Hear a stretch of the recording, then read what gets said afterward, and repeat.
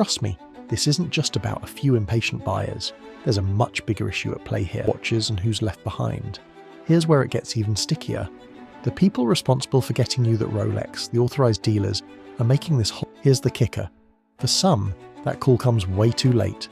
Rolex has unintentionally created a market where the secondary value of their watches is completely out of control. But instead of walking out of the store with that iconic piece of craftsmanship on your wrist, you get hit with the cold, hard reality, the wait list. Alright, let's get real for a second. If you've been anywhere near the luxury watch market lately, especially the Rolex side of things, you know exactly how frustrating it is to be on a wait list for what feels like forever. I mean, come on, you've done the research, you've saved up, and you're ready to pull the trigger on that beautiful Rolex you've always dreamed of. But instead of walking out of the store with that iconic piece of craftsmanship on your wrist, you get hit with the cold, hard reality, the wait list. Sound familiar? Let's be honest, it's beyond annoying. But here's the thing, you're not alone in feeling this way. More and more people are turning their backs on Rolex because of these ridiculous waitlist and price hikes. Let me explain why this is happening and how it's affecting their customer base. Trust me, this isn't just about a few impatient buyers. There's a much bigger issue at play here. The scarcity game, when exclusivity becomes a turnoff. Okay, so we all know that Rolex is the symbol of luxury. The problem is they've taken the whole exclusivity thing a little too far. I mean, when a brand is actively keeping supply low to create demand, at some point it stops feeling like a luxury choice and starts to feel like, well, a frustrating game, right? Think about it. You've got your eye on a model, you're excited, and you finally walk into the store ready to buy. Then bam, the dealer tells you, oh, that one's on a wait list. For how long? Could be years.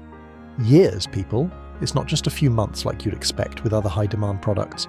And that's the part that's getting under people's skin. Yeah, exclusivity is part of the allure of Rolex, but at some point, it feels more like a slap in the face. After all, we all have dreams, but no one likes being teased for them. And let's face it, when the dream feels so far out of reach, it's only natural to start looking elsewhere. Maybe you've already been there. Dealers and their power play, who's getting the watches and who's left behind. Here's where it gets even stickier. The people responsible for getting you that Rolex, the authorized dealers, are making this whole process feel like a game of favoritism. You walk into a dealer's store all excited and suddenly you're told, sorry, we've got a wait list for that model. But wait, what's this? You've been told that other customers, ones who've already bought multiple Rolexes, are getting priority. You might feel like you're stuck in a game you didn't sign up for. It's like being told you're too new to be part of the cool club. You can't just waltz in and buy the watch you've been eyeing. Instead, you've got to play by their rules. That means hoping and waiting, maybe forever, just to get a chance at your dream Rolex. It's like they're saying, hey, you can't have the watch unless you prove your worthiness. But here's the thing, when you're forced into this exclusive club, you start asking yourself, why bother? It's no wonder so many people are feeling jaded, and frankly, who can blame them? The waitlist dilemma. It's not just about the watch anymore. Okay, let's talk about the waitlist. You know, that thing that makes you feel like you're in a line that never ends. Sure, it's supposed to be a mark of prestige, right? The longer you wait, the more special your Rolex will feel, but in reality, it's just exhausting. Picture this. You've put in your name for a model, and what do you get? Silence. No updates, no timeline, just an endless void of uncertainty. You're left hanging, daydreaming about the day you can finally wear that watch. The excitement? It starts to fade. Slowly but surely, that dream you had turns into a distant memory. And when you finally get that call saying your watch is ready, well, to be honest, you're not even sure if you care anymore. You've moved on emotionally. It's no longer the watch you'd hoped for. Here's the kicker.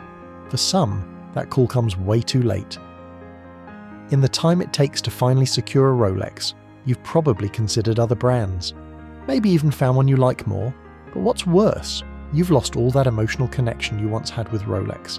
It's a tough pill to swallow, but that's the reality. Inflation, price hikes, and the grey market. Let's talk dollars and cents. Now let's talk about something that's really burning people up, price hikes. Sure, Rolex watches are expensive, but they used to be something attainable for the true luxury lover. Not anymore.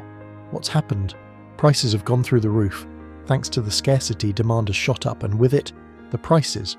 You're talking about models that were once under $10,000 now jumping over $15,000 if you can find them at retail.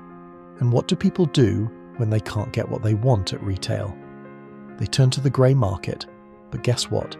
The price is there, even higher than the retail markup. Rolex has unintentionally created a market where the secondary value of their watches is completely out of control. And here's the kicker. Customers know this. They know that if they wait long enough, they might just end up overpaying. For what? To get a watch that was supposed to be accessible in the first place. That's frustrating. It leaves a bitter taste in your mouth. And let's not even get started on the lack of official warranty coverage when you go through these grey market dealers. The trust just isn't there. What about the emotional impact? Let's talk loyalty. Now here's where it gets really interesting. We all know buying a Rolex isn't just about the watch. It's about the feeling, the pride of owning something that represents success, the craftsmanship, and, let's face it, the prestige. But that emotional connection, it starts to fade when Rolex makes it so difficult for you to get your hands on the watch you want. And when you're sitting there year after year waiting for a phone call, your excitement turns into frustration. That brand loyalty you once had, it starts to wane. Suddenly other brands are looking a lot more appealing. Brands like Omega, Patek, and Audemars Piguet are stepping in, offering easier access and less hassle. It's simple. When you feel left out or ignored, you look for alternatives. Rolex is losing out on people who wanted to be loyal, but the process just doesn't make them feel valued. The next generation, losing touch with younger buyers. Let's take a step back here. What does this all mean for the future? It's not just about you or me anymore. Younger generations, millennials and Gen Z, are watching. They're looking for brands that are authentic, transparent, and customer first. Rolex, with its rigid waitlists, ever-increasing prices, and limited access, is starting to look out of touch. What worked a decade ago may not work today. These younger buyers, who value immediacy and fairness, are quickly turning away. The prestige of waiting for a watch just doesn't hold the same appeal, and as they seek new ways to invest their money, other brands are offering them exactly what they want: accessibility, transparency, and trust. So what's the solution? All right, I'll cut to the chase. Rolex needs to get real. The things that made it great, its exclusivity, its precision, its craftsmanship, are now the very things pushing people away. It's time for Rolex to rethink its approach. Maybe it's time to focus less on scarcity and more on accessibility. Imagine this: fewer waitlists, more transparency, and more attention to first-time buyers.